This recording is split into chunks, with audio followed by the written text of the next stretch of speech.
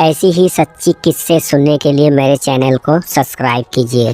نکاح کا مطلب۔ مسئلہ نمبر 1، نکاح اللہ تعالیٰ کی بڑی نعمت ہے۔ دین اور دنیا دونوں کے کام اس سے درست ہو جاتے ہیں۔ آدمی گناہ سے بچتا ہے، اس کا دل ٹھکانے ہو جاتا ہے اور نیت خراب و ڈواڈول نہیں ہو پاتی۔ مسئلہ نمبر 2، نکاح صرف 2 لفظوں سے بندھ جاتا ہے۔ جیسے کسی نے گواہوں کے روبرو کہا، میں نے اپنی لڑکی کا نکاح تمہارے ساتھ کیا۔ اس نے کہا، میں نے قبول کیا۔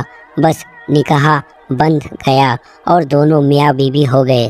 مسئلہ نمبر 3، کسی نے کہا اپنی فلاں لڑکی کا نکاح میرے ساتھ کر دو۔ اس نے کہا، میں نے اپنی لڑکی کا نکاح تمہارے ساتھ کر دیا، تو وہ نکاح ہو گیا، چاہے پھر وہ یوں کہے کہ اس نے قبول کیا یا کچھ نہ کہے، بہرحال نکاح ہو گیا۔ مسئلہ نمبر 4، اگر خود عورت وہاں موجود ہو اور اشارہ کر کے یوں کہہ دے کہ میں نے اس کا نکاح تمہارے ساتھ کر دیا، وہ کہے کہ میں نے قبول کیا، تب بھی نکاح ہو گیا، نام لینے کی ضرورت نہیں۔ اور اگر وہ خود موجود نہ ہو تو اس کا بھی نام لے اور اس کے باپ کا بھی اتنے زور سے لے کہ گواہ سن لے۔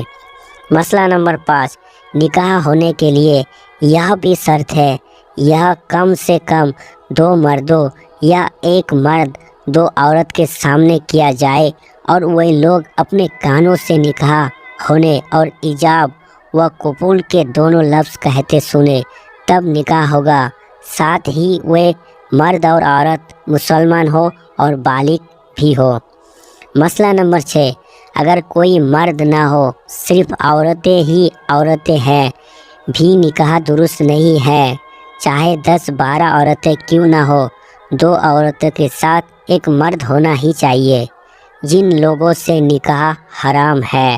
مسئلہ نمبر 1، اپنی اولاد، پوتی، پر پوتی اور نواسی وغیرہ کے ساتھ نکاح درست نہیں، اور باپ دادا پر دادا وغیرہ سے درست نہیں۔ مسئلہ نمبر 2، اپنے بھائی، ماموں، چچا، بھتیجے اور بھانجے کے ساتھ نکاح درست نہیں۔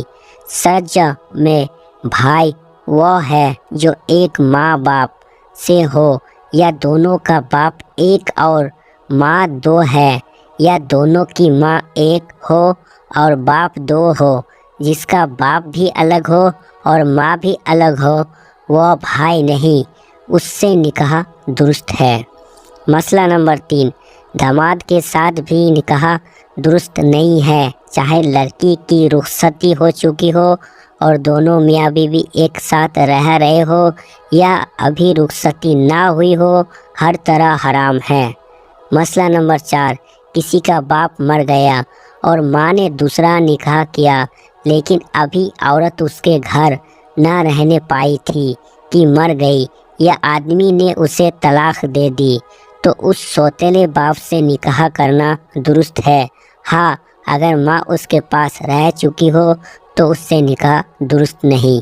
مسئلہ نمبر 5، سوتیلی اولاد سے نکاح کرنا درست نہیں، یعنی ایک مرد کی کئی بیویاں ہو تو سوت کی اولاد سے نکاح درست نہیں، چاہے اپنے میاں کے پاس رہ چکی ہو یا نہ رہی ہو، ہر طرح نکاح حرام ہے۔ مسئلہ نمبر 6، سسر اور سسر کے باپ و دادا کے ساتھ بھی نکاح درست نہیں۔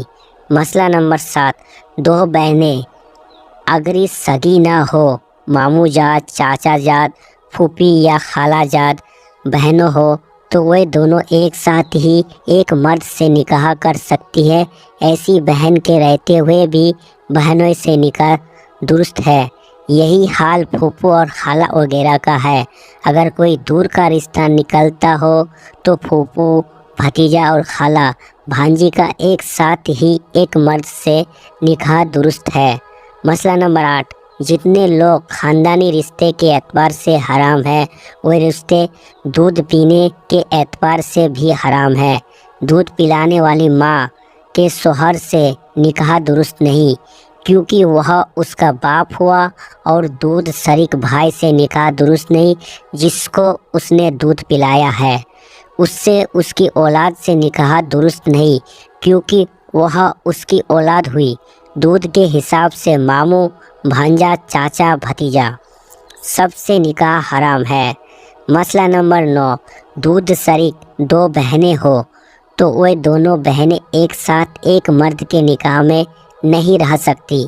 مطلب یہ ہے کہ جو حکم اوپر بیان ہو چکا، دودھ کے رشتوں میں بھی وہی حکم ہے۔